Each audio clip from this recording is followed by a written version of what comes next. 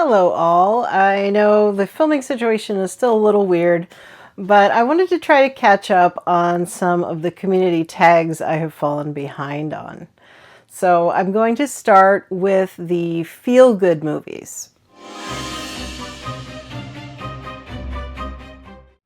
Before I get into the meat of the top 10, I wanted to give two honorable mentions, which are Pee-wee's Big Adventure and Singin' in the Rain. Singin' in the Rain is a big time pick-me-up movie for me, but I mention it so often on this channel, and in fact it's in another countdown that I will be recording shortly, so I thought I would leave it out this time. I'm still trying to work out how to light this room, but hopefully this looks a little better than when I was lit from the ceiling fan light. So to me, there's too much of a variation with what feel-good movie means. So I couldn't really rank them because, I mean, they're going to feel better depending on what you're seeking at the time, you know, what the feeling you're going for is. So I just chose 10, and they're kind of just in a pile here, and whatever I grab, we'll go with. First up is Encino Man.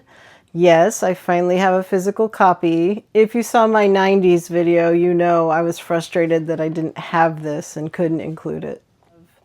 Pirates of the Caribbean, The Curse of the Black Pearl, which is probably the longest title in here. There's just something about this movie. I could probably watch this once a week and not grow tired of it. In fact, when it first came out, I think I did. I almost made this an honorable mention because of how many times I've mentioned it. The Princess Bride. And yes, I finally bought the Criterion edition. Next up is That Thing You Do. Pardon the crinkliness. This is a new Blu-ray I got recently. There's just something so wholesome about That Thing You Do, and the music is peppy. And that scene where they hear their song on the radio for the first time is just top tier feel good. So I had to include it. Next up is Best in Show, a Christopher Guest mockumentary about dog shows. I always loved watching dog shows growing up, so I think that's part of it. And I've always loved mockumentaries, so bringing the two worlds together was spot on for me. So the ending of this is just super wholesome, and I just love this movie. Next up is Hail Caesar, which I haven't had on any other lists yet because I didn't own it yet. I just got this. So I'm so happy about it.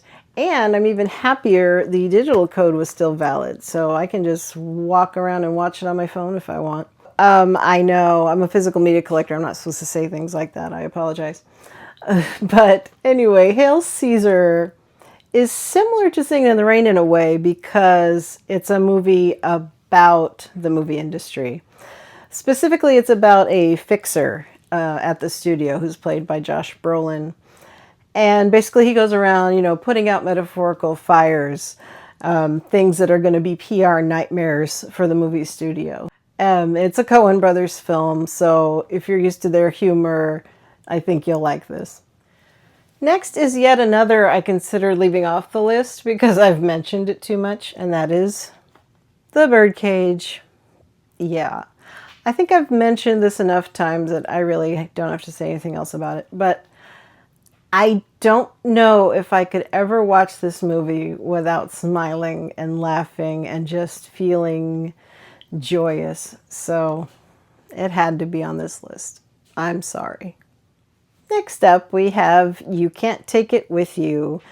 As I've mentioned before, I first saw this in a cinema class in college and just instantly fell in love with it. And it instantly brought my mood up. It has that kind of effect, and it's something very reliable to turn to when you need a pick-me-up. You know, it's funny, as often as I mention some of these movies, you'd think I've only seen 20 movies in my life, wouldn't you? But anyway, again, Radio Days. The nostalgia here, the humor, the quirkiness of some of the people. It's just so much fun, and it leaves you feeling warm. There is one absolutely heartbreaking scene, but ultimately it had kind of a wholesome effect on the family, so it kind of still goes with the feel good, I think. This one falls under the category of, oh my gosh, not that movie again, and also falls into the category of, how is that a feel good movie? But I bring to you The Lord of the Rings, The Fellowship of the Ring, extended edition, of course. This is my original one that I bought when it came out, and still in decent shape, I think. So there's really not much else I can say about my favorite movie that I haven't already said 100 times on this channel. I think the main thing that makes it a feel-good movie to me is the Shire and the Hobbit culture and just the simplicity of their lives and their carefree nature. You know, they really don't get very down, even when they're facing almost insurmountable odds. They still keep hope, especially Sam. So I don't know, it's just, I find it uplifting.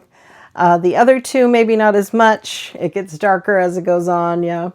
But the way it starts is just, it just makes me feel cozy. It's my happy place. So that's my top 10 feel-good movies. I finally got around to it.